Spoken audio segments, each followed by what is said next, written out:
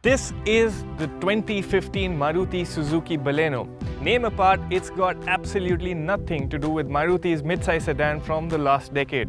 What this is a brand new car built on a whole new platform. It's also half a size larger than Maruti's own Swift, and in that sense, it's a more direct competitor to the likes of the Hyundai i20 and the Honda Jazz. Now that's just the basic information. Here's what else you need to know. The Baleno is a large car, but it won't grab your attention solely for its size. The design and styling is the best we've seen from Maruti in a long time. Up front, the V-shaped grille is distinctively Suzuki, yet looks refreshingly new. And the headlights, though similar to the ones on the Swift, work well here, especially on the top spec cars with their projector elements and daytime running lights. Move over to the side and you'll notice more than a few interesting bits. Things like the door-mounted mirrors and the rich-looking chrome-finished door handles. The large glass house is also quite distinctive thanks to the neat quarter window. And the interplay between the rising window line and the rake of the rear windscreen makes the Baleno look pretty sporty. The tail is also rather well styled with nice-looking lights and a chrome bar. In all, the Baleno looks like a grown-up Swift, which is no bad thing. So, how's it on the inside? Like the exteriors, the Baleno's cabin is also quite interesting. The dashboard looks quite unique thanks to the V-shaped center console, and what's also nice is that it positions the touchscreen high and in the driver's line of sight. Now the touchscreen also features Apple's CarPlay system, so you can use your iPhone and its features using this screen. The other thing I really like is the multi-information display here. It's nice, good graphics, and gives plenty of information. Unfortunately, cabin quality is so-so. You have a lot of hard plastics here and there, and if you look around, you will also spot a lot of bits from lesser Marutis, and that's not a nice feeling when you're paying premium money. The seat fabric isn't very premium either. However, the front seats themselves are pretty large with generous thigh support. The cushioning is also well judged, making the front seats amongst the most comfortable in any hatch. There's good news for rear seat occupants as well. Now, one of the highlights of the Baleno has got to be the space in the back. The front seat is set to my position, and still there's lots of space, lots of knee room. And there's also plenty of width in the cabin, so fitting 3 in the back won't be much of an issue.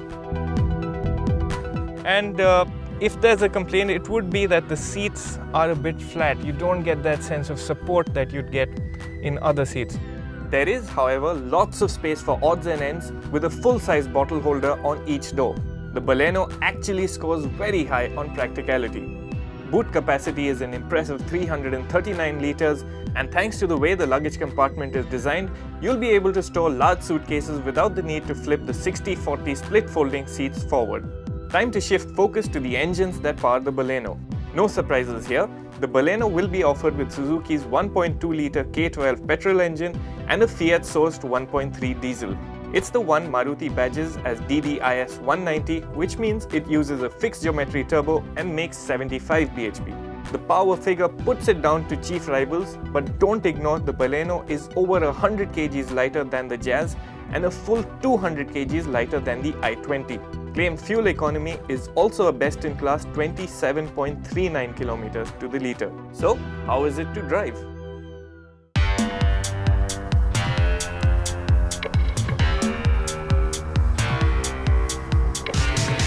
The first thing about the engine is that it is on the noisier side. You can always hear it, especially at low engine speeds.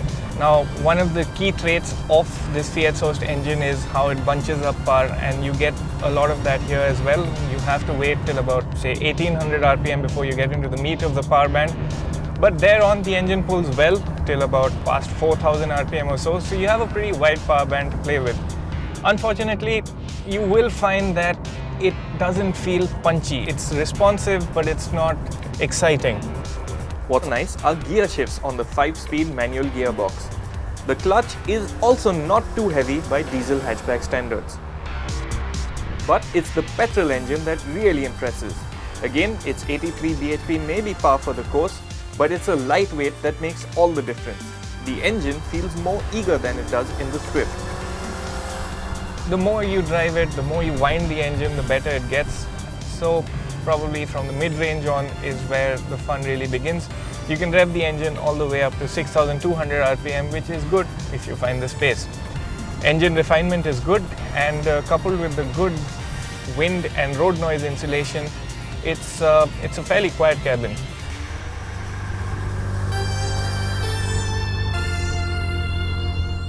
Coming to an area where the Baleno really surprised us, ride quality. We expected a car with such a low curb weight to feel a bit skittish over bad roads, but in reality it was quite the opposite. There's a nice maturity to the way the Baleno rides. Over long wave undulations that are common on our highways, it feels nice and well damped. And even at slow speeds, it absorbs the bumps and potholes well. The suspension also doesn't make much noise, which is very nice. Also of note is how the Baleno feels light and maneuverable at low city speeds. So you can have some fun behind the wheel of the Baleno. The steering's quick, you get this nice feel off center, and handling on the whole is quite confident. I wouldn't go as far as calling this an enthusiast hatchback, but it is fun nonetheless. We also had a go at the petrol automatic. The CVT version actually works quite well in the city. It gives the Baleno a certain amount of peppiness just off the line, so that's quite helpful when you're driving around traffic. On the flip side, this is not an enthusiast choice because of that rubber band effect CVTs are most notorious for. So when you press down, the engine revs to 5,000 RPM, but the performance in line with that engine speed comes in a whole lot later. Official figures claim that both the manual and automatic petrols give an identical 21.4 kilometers to the litre, which again is best in class. For an urban buyer, the auto makes great sense.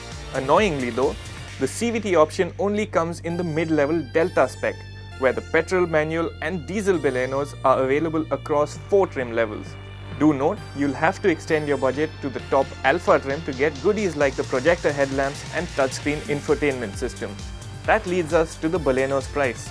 With all the kit inside, it won't be bargain basement, but at an estimated price between 5.7 and 8.3 lakh rupees, it's still going to be good value, just like every other Maruti.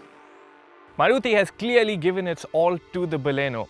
It's an attractive car that comes with a spacious interior and is also quite nice to drive, be it in petrol manual form, petrol automatic form or diesel form. Well, it's not perfect. Cabin quality is still not at par with the best in class, but Maruti has compensated by equipping the car with lots of features, including Apple's CarPlay system. Credit where it's due, Maruti has also focused on safety because all versions of the Baleno get 2 airbags and ABS as standard.